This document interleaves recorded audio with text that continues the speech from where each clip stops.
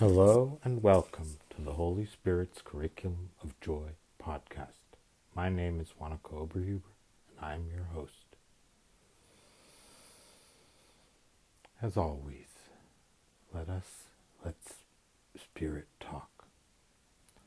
I don't know what's coming and I'm as excited as you are to find out.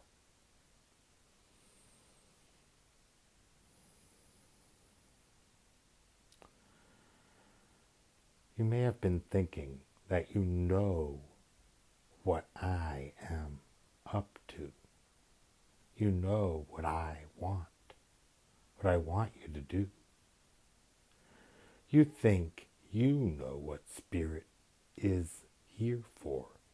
You think you know exactly how to fulfill Spirit's wishes. And upon these ideas, you base your judgments. You are judging yourselves upon that.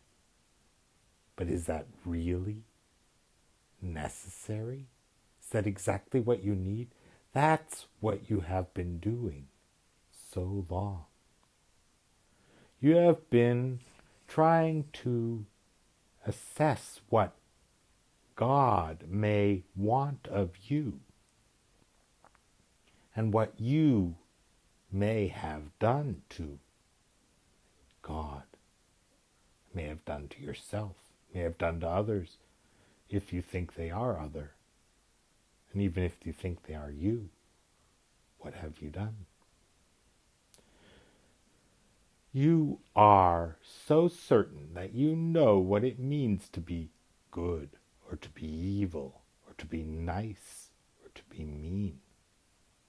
You think you know exactly what the golden rules are, the golden rule is. You have been told to do unto others as you would have them do unto you. But if there is no other, then is there a you that you could differentiate from something? How do you know how you would like to treat yourself? Is it by having a clear set of principles? Is it by doing what you think is right to do? Is it by thinking what you think you ought to think? Or by believing that some superior being knows exactly what you should think and therefore you should outthink that being by thinking it for them?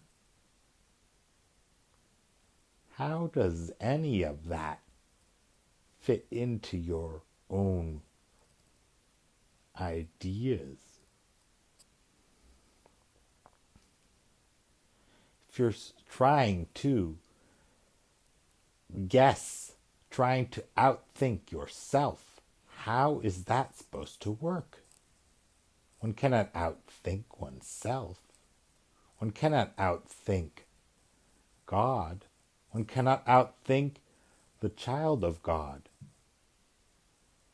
You are not capable of outthinking anything or anyone because you are one. You can only think as yourself. And any doubt about that will lead to you experiencing what in the Course in Miracles is called the split mind. Yes, separation.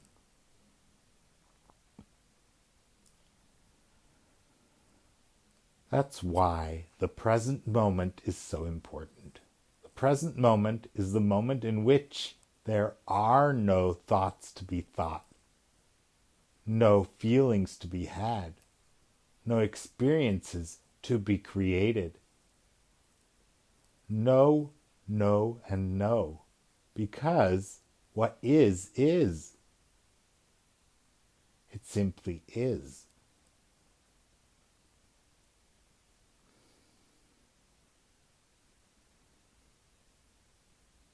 are you willing to see for yourself that outreaching, outliving, outbeing is not necessary and not possible? It's so typical of separation thinking to want to be better than, that what is not good enough, that something else should be there instead. It's always so important to have accomplished what you haven't accomplished. You say accomplishment is to outshine what already is. To be who you are has nothing to do with outshining or being smarter than,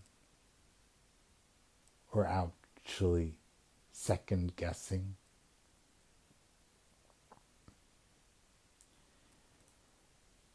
You are not available for that in reality. You're not capable of that in truth.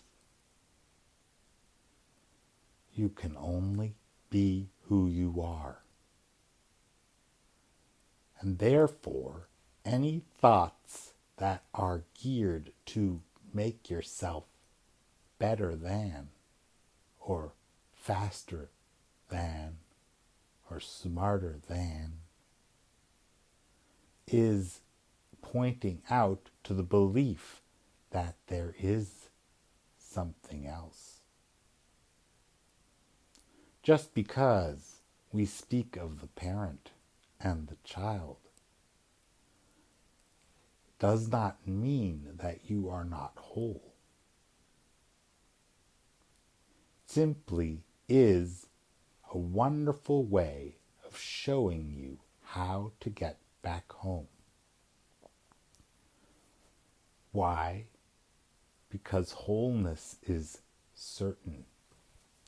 It's not something you need to work your asses off to get, to make yourself, to tell other people that you are, to outsmart yourself or others, if you think there are such a thing as other. You cannot outsmart what is already the smartest of all. There is no such thing as the smartest of all, because there is only one smart. There's only one level of smart. Pretending that there are differences in smartness, that one person is a genius and another is a nut, is a worthless scoundrel, or whatever you might call it, doesn't work. Because genius is gearing to say that there is something that is better than something else, or smarter than something else. But there is only smart. There's no smarter or less smart. There is smart. There is only one level. Therefore, whether you call it genius, universal genius, holy, whole, complete, marvelous, infinitely valuable, loving, kind, gentle, there is only that, only this.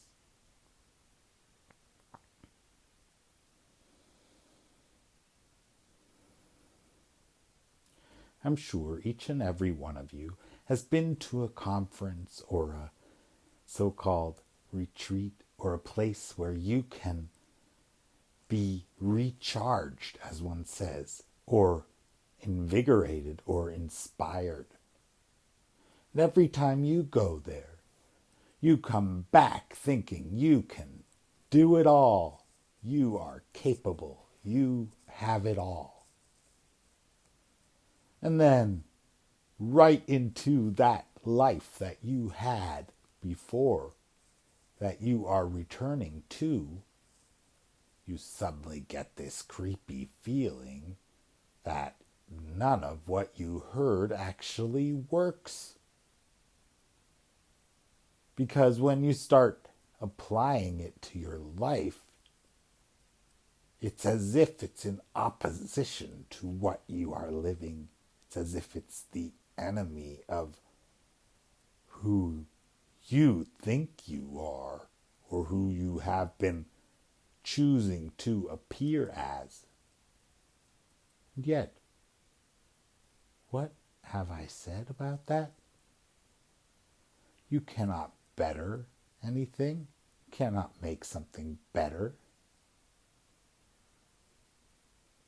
Yeah, you are already perfect. Yes, I know. Recognizing that as true is almost, it appears as if it were impossible, as if it were the mission impossible, not like in the film, but like in the Greek stories or in others where you have to do something that never can be finished because it restarts again and again when you almost have managed to achieve it.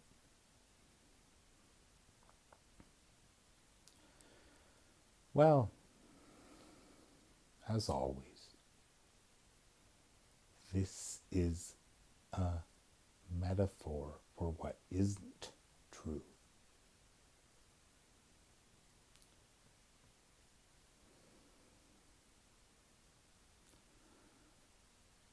Remember, I said there are no levels of difficulty to miracles. There is no situation or sickness or anything else you might call it that cannot be solved immediately, effortlessly. Yes, there are no levels to miracles. And giving up because you have not been allowing the natural miracles to occur, or even beating yourself up about that, is not exactly going to help you feel the perfection, the truth, the happiness, the answer to your call, or yourself as capable.